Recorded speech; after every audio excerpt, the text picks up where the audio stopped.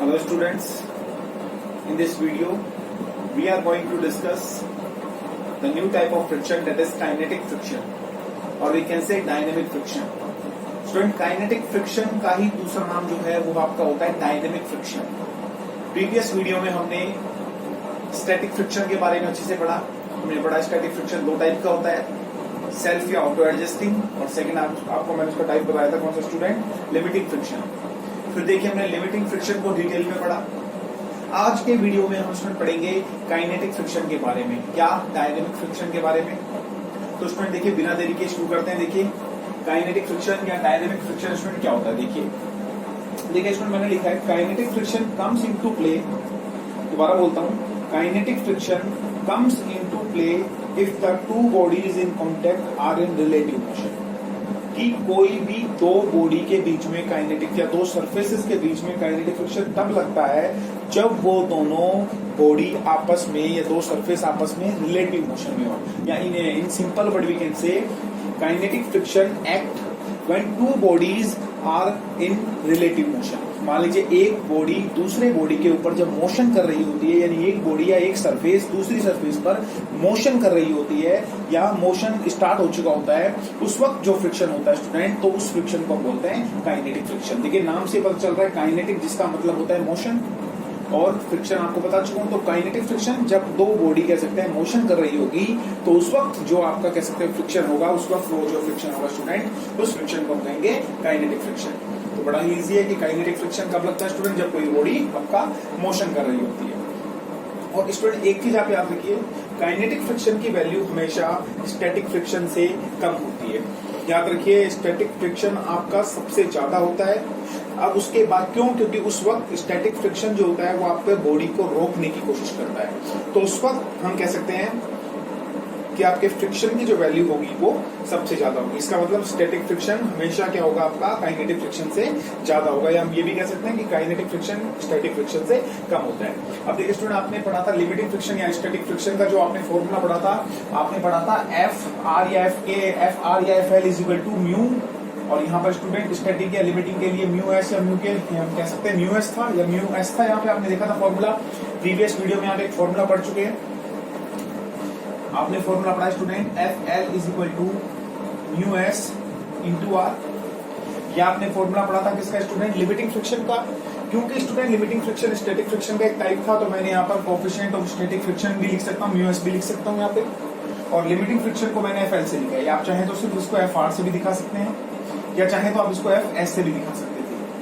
अब हम बात कर रहे हैं काइनेटिक फ्रिक्शन की. तो स्टूडेंट देखिए काइनेटिक फ्रिक्शन के लिए मैंने सेम फॉर्मूले सेम होंगे, कोई भी चेंज नहीं होगा. बस यहाँ पर मैंने क्या किया है, काइनेटिक के लिए सिर्फ के वर्ड का यूज किया है. तो हम कहेंगे kinetic friction is equal to coefficient of mu K, का मतलब student coefficient of kinetic friction. देखिए लिमिटिंग या स्टैटिक के केस में आपको पता है मैंने उसको म्यू एस से दिखाया था.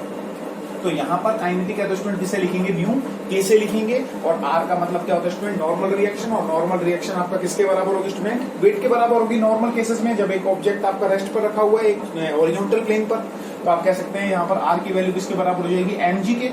प्रीवियस वीडियो मैंने एक्सप्लेन किया है. तो नया फॉर्मूला हमारे पास काइनेटिक फ्रिक्शन का क्या आएगा स्टूडेंट, एफ के इज इक्वल टू म्यू के इंटू एम इंटू जी. तो स्टूडेंट ये फॉर्मूला आप याद रखेंगे. ये आपका फॉर्मूला किसका हो गया, काइनेटिक फ्रिक्शन का. अब देखिए स्टूडेंट ने प्रीवियस वीडियो में पढ़ा है कि काइनेटिक फ्रिक्शन भी आपका दो टाइप का होता है. और काइनेटिक फ्रिक्शन के जो दो टाइप है स्टूडेंट वो कौन कौन से हैं आपके, स्लाइडिंग फ्रिक्शन और रोलिंग फ्रिक्शन. तो स्टूडेंट देखिए ये स्लाइडिंग फ्रिक्शन और रोलिंग फ्रिक्शन क्या होता है समझेंगे स्टूडेंट. देखिए स्टूडेंट जब भी आप किसी ऑब्जेक्ट को स्लाइड करवाते हैं, स्लाइड मतलब जनरली होता है स्टूडेंट उसका फिसलना, उसका स्लिप करना. तो देखिए स्टूडेंट जब कोई ऑब्जेक्ट स्लाइड करता है, उस पर स्लिप करता है, उस कंडीशन में जो फ्रिक्शन लगता है, यानी मान लीजिए कि आपके पास ये एक बॉडी है और इस बॉडी को आप ये मान लीजिए एक सरफेस है और इस सरफेस पर ये कोई बॉडी रखी हुई है. अब इस सरफेस को आप स्लाइड करवा रहे हैं स्टूडेंट, इस तरीके से देखिए आप इसको स्लाइड करवा रहे हैं, इस तरीके से आप धक्का लगा रहे हैं, फोर्स लगा रहे हैं, और ये बॉडी देखते हैं स्लाइड कर रही है. क्या कर रही है स्टूडेंट, स्लाइड कर रही है. तो स्टूडेंट देखिए जब कोई बॉडी स्लाइड करती है, जैसे फॉर एग्जांपल के लिए आप किसी टेबल को ले लीजिए स्टूडेंट. अगर आपको एक टेबल एक जगह से दूसरी जगह आप उसको ट्रांसफर करना है, तो आप क्या करेंगे स्टूडेंट, आप उसको धक्का देंगे. उस केस के अंदर स्टूडेंट आप उसको क्या करवा रहे होंगे, स्लाइड करवा रहे होंगे. तो हम कह सकते हैं जब भी हम किसी बॉडी को एक सरफेस कह सकते हैं किसी सरफेस पर किसी बॉडी को स्लाइड करवाते हैं, समझ रहे हैं स्टूडेंट, कि जब कह सकते हैं एक बॉडी दूसरी बॉडी के ऊपर, या कह सकते हैं एक बॉडी की सरफेस दूसरी सरफेस पर स्लाइड करती है, तो उस वक्त जो फ्रिक्शन आपका जनरेट होता है, डेवलप होता है, उस फ्रिक्शन को हम क्या बोलते हैं? स्लाइडिंग फ्रिक्शन बोलते हैं। मान लीजिए स्टूडेंट ये कोई ऑब्जेक्ट है और देखिए मैं इस पर अगर एक फोर्स लगाऊं तो ये आपका क्या करेगा? इस तरीके से कुछ स्लाइड करेगा। तो स्टूडेंट देखिए इस तरीके से जब ये स्लाइड करेगा तो हम कहेंगे ये जो फ्रिक्शन इसके अंदर है वो कौन सा फ्रिक्शन आपका? स्लाइडिंग फ्रिक्शन है। तो अब आप समझ गए होंगे कि स्लाइडिंग फ्रिक्शन कब लगता है? जब कोई बॉडी आपकी स्लाइड करती है। ठीक है स्टूडेंट। इसके अलावा देखिए सेकंड आपका रोलिंग फ्रिक्शन। देखिए स्टूडेंट ये रोलिंग फ्रिक्शन क्या होता है? रोलिंग फ्रिक्शन बड़ा इजी है स्टूडेंट, कि जब कोई बॉडी आपका रोल करेगी, मान लीजिए स्टूडेंट कि हमारे पास मान लीजिए ये एक ऑब्जेक्ट है और देखिए स्टूडेंट देखिए ये स्टूडेंट मैंने इस ऑब्जेक्ट को थोड़ा सा फोर्स लगाया और ये हम कह रहे हैं कि देखिए किस तरीके से ये रोल करता हुआ जा रहा है। देखिए स्टूडेंट इस बार ये स्लाइड नहीं कर रहा है, बल्कि हम कह सकते हैं कि ये देखिए इस तरीके से रोल कर रहा है। तो स्टूडेंट देखिए जब एक बॉडी दूसरी सरफेस के ऊपर, यानी कि एक बॉडी की सरफेस दूसरी सरफेस के ऊपर रोल करती है, तो उस वक्त जो फ्रिक्शन लगता है स्टूडेंट, उस फ्रिक्शन को हम क्या बोलेंगे? रोलिंग फ्रिक्शन बोलेंगे। स्टूडेंट क्या बोलेंगे? रोलिंग फ्रिक्शन बोलेंगे। यानी कि जब भी कोई बॉडी रोल करती है तो स्टूडेंट क्या लगता है? आपका रोलिंग फ्रिक्शन लगता है। तो अब याद रखिएगा रोलिंग फ्रिक्शन क्या होता है। तो बड़ा ही इजी सा एक टॉपिक है स्टूडेंट। अब देखिए स्टूडेंट एक जो मेरे पास नेक्स्ट पॉइंट है वो variation of frictional force with applied force. कि जब जैसे जैसे हम फोर्स को बढ़ाते हैं, फोर्स अप्लाई करते हैं, तो फ्रिक्शन पर इसका क्या इफेक्ट पड़ता है स्टूडेंट। देखिए उसका एक ही ग्राफ मैंने यहाँ पर दिखाया है। इस ग्राफ को मैं आपको एक्सप्लेन करना चाहूंगा कि ये ग्राफ किस तरीके से आ रहा है। तो बड़ा इजी है। देखिए स्टूडेंट इसको मैं समझाता हूँ कि ये ग्राफ किस तरीके से आएगा। देखिए इसको मैं थोड़ी देर के लिए रफ करता हूँ और देखिए स्टूडेंट इस ग्राफ को समझिए आप किस तरीके से ग्राफ आएगा। बड़ा ही इजी है स्टूडेंट। देखिए मान लीजिए यहाँ पर दो एक्सिस में ले लेता हूँ, इस तरफ मैं ले लेता हूँ अप्लाइड फोर्स और इस तरफ मैं ले लेता हूँ स्टूडेंट आपका फ्रिक्शनल फोर्स। ठीक है, इस तरीके से आएगा। देखिए मान लीजिए स्टूडेंट आपने यहाँ पर कुछ फोर्स अप्लाई किया। मान लीजिए आप यहाँ पर लगा रहे हैं 1 Newton, 2 Newton, 3 Newton, 4 Newton, 5 Newton, और मान लीजिए ये है वो स्टूडेंट वो बॉडी, और इस बॉडी पर आपने यहाँ से कुछ फोर्स अप्लाई किया। मान लीजिए स्टूडेंट आपने 1 न्यूटन का फोर्स इस बॉडी पर अप्लाई किया। इस m मास की बॉडी पर स्टूडेंट देखिए आपने 1 न्यूटन का फोर्स लगाया, और आप जैसे ही इस बॉडी पर 1 न्यूटन का फोर्स लगाते हैं आप देखते हैं कि ये बॉडी आपकी मूव नहीं करती है, यानी ये बॉडी क्या रहती है? आपकी रेस्ट पर रहती है। तो मैंने आपको बताया कि जब आप किसी बॉडी पर फोर्स लगाते हैं और वो मूव नहीं कर रही होती है, इसका मतलब उसके ऊपर ऑपोजिट डायरेक्शन में फ्रिक्शन लग रहा होता है, और वो भी कितना होता है? आपका 1 न्यूटन। ये मैंने आपको प्रीवियस वीडियो में एक्सप्लेन किया है। तो इसका मतलब जब आपने 1 न्यूटन का अप्लाइड फोर्स लगाया तो स्टूडेंट फ्रिक्शन भी कितना हो जाएगा? आपका 1 न्यूटन। उसी तरीके से स्टूडेंट देखिए जब आप इसको 2 न्यूटन का फोर्स लगा रहे हैं और बॉडी आपका तब भी मूव नहीं कर रही है, इसका मतलब फ्रिक्शन भी आपका क्या हो जाएगा? 2 न्यूटन हो जाएगा। इसका मतलब जब आपने 2 न्यूटन अप्लाई किया तो आपका फ्रिक्शनल फोर्स भी कितना हो जाता है स्टूडेंट? आपका 2 न्यूटन। तो स्टूडेंट देखिए इस तरीके से 1 न्यूटन लगाया तो आपका फोर्स भी 1 न्यूटन हो गया। जब आप 2 न्यूटन अप्लाई कर रहे हैं तो फ्रिक्शनल फोर्स भी आपका 2 न्यूटन हो गया स्टूडेंट। आप मान लीजिए नेक्स्ट केस के अंदर 3 न्यूटन फोर्स लगाते हैं, और 3 न्यूटन फोर्स लगाने पर भी मैं मान लेता हूं कि आपकी बॉडी मूव नहीं करती है स्टूडेंट। तो उस केस में भी क्या होगा स्टूडेंट? आपका फ्रिक्शन 3 न्यूटन हो गया होगा। इसी तरीके से स्टूडेंट मान लीजिए आपने कुछ फोर्स बढ़ाते गए और मान लीजिए आपने फिर से 4 न्यूटन का फोर्स लगाया, और 4 न्यूटन लगाने पर हम देखते हैं कि बॉडी अब भी आपका मूव नहीं कर रही है। इसका मतलब अप्लाइड फोर्स 4 न्यूटन है, तो फ्रिक्शन भी कितना हो गया होगा? आपका 4 न्यूटन। तो स्टूडेंट देखिए इस तरीके से जब आप इसको मिलाएंगे तो आप एक स्ट्रेट लाइन आपको यहाँ से मिल जाएगी। अब स्टूडेंट देखिए जैसे जैसे आप अप्लाइड फोर्स बढ़ा रहे हैं, मान लीजिए अब आपने फोर्स को कर दिया स्टूडेंट कितना? 5 न्यूटन। अब आपने अप्लाइड फोर्स को इंक्रीज करके कितना कर दिया है? 5 न्यूटन। और जैसे ही स्टूडेंट आपने इसको 5 न्यूटन किया, आप देखते हैं कि बॉडी मूव करना शुरू कर देती है। आप जैसे ही देखते हैं कि आपने यहाँ पर मान लीजिए स्टूडेंट ये थोड़ा सा पिछले वाला रखते हैं 4 न्यूटन, कि जैसे ही आपने यहाँ पर 5 न्यूटन का इस बॉडी पर फोर्स लगाया, इस बॉडी पर आप क्या लगा रहे हैं? कितना फोर्स लगा रहे हैं स्टूडेंट? इस बार आप इस बॉडी पर 5 न्यूटन लगा रहे हैं, और 5 न्यूटन लगाने से हम देखते हैं कि ये बॉडी आपको रेस्ट की कंडीशन को छोड़कर क्या करना शुरू कर देती है? मूव करना शुरू कर देती है।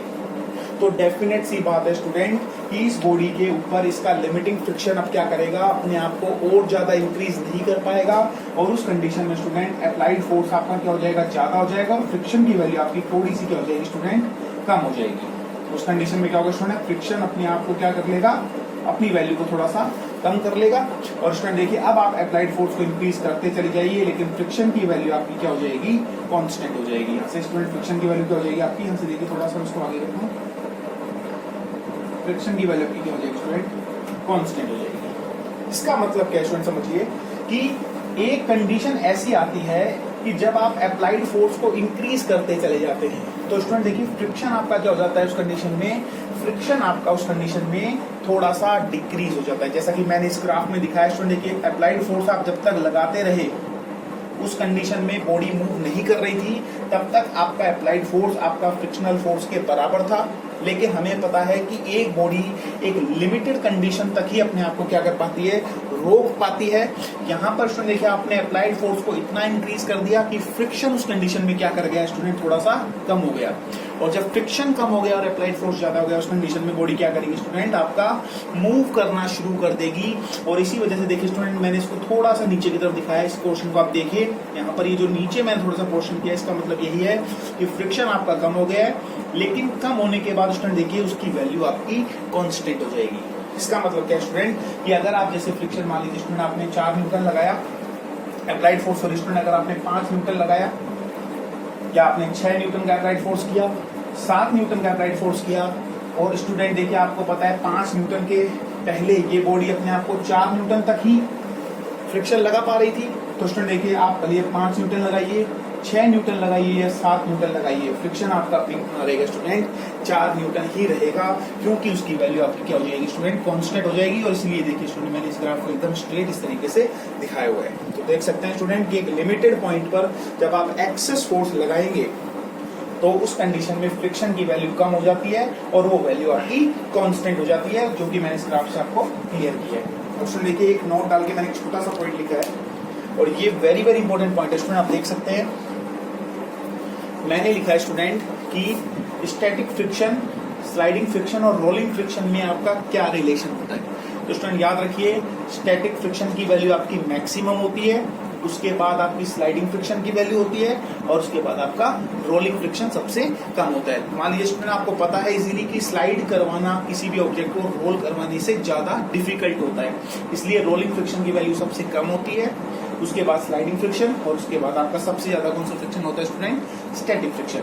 अगर आप स्टैटिक की फॉर्म में नहीं लिखना चाहते हैं तो आप इसको लिमिटिंग की फॉर्म में भी लिख सकते हैं। तो स्टूडेंट देखिए फिर से देखिए मैंने दोनों तरफ से समझाया है, सबसे ज्यादा फ्रिक्शन आपका लिमिटिंग होता है, उसके बाद आपको स्लाइडिंग फ्रिक्शन होता है, उसके बाद आपका रोलिंग फ्रिक्शन होता है। तो स्टूडेंट देखिए इस चीज को आप याद रखेंगे। और स्टूडेंट देखिए आपने एक छोटा सा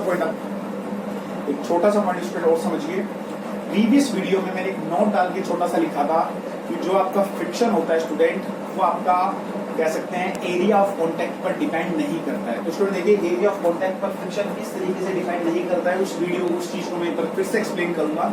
तो देखिए स्टूडेंट देखिए मैंने लिखा था लास्ट वीडियो में the frictional force does not depend on area of contact. तो हमने पता था स्टूडेंट फ्रिक्शन फोर्स दो चीजों पर डिपेंड करता है, एक तो नेचर ऑफ द मटेरियल या नेचर ऑफ द सरफेस पर करेगा और दूसरा उस बॉडी के मास पर करेगा या नॉर्मल रिएक्शन पर करेगा।